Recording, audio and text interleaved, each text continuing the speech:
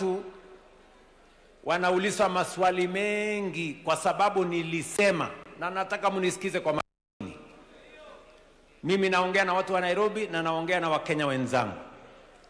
Elimu ndio inatupatia usawa kama taifa, na ndio sababu nimeweka pesa nyingi kwa mambo ya elimu kwa budget yetu. Tumeajiri walimu, tumerekebisha curriculum, tumehakikisha kwamba tumeweka funding model ya kisasa, tumejenga madarasa. Na nimesema juzi, na nataka Wakenya wanielewe, nimesema juzi kwenda mbele, tulitoa pale nyuma 2022 ma universities walikuwa wanafunga, hawakuweza kulipa walimu, hawakuweza kulipa suppliers, walikuwa hata mshahara ya wale lecturers haikuwa inatosha.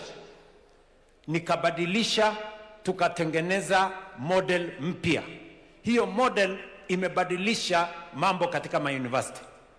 Mimi nimesema sasa tunapeleka hiyo model one more step forward, na ndio nimesema iko sheria bunge sahizi ya Higher Education Loans Board Amendment Bill ambayo sasa itatuwezesha kuhakikisha ya kwamba kila mtoto wa Kenya ambaye amekuwa placed kwa TVET ama university, tutahakikisha ya kwamba kuna funding ama kuna pesa ya kusomesha watoto wetu wote.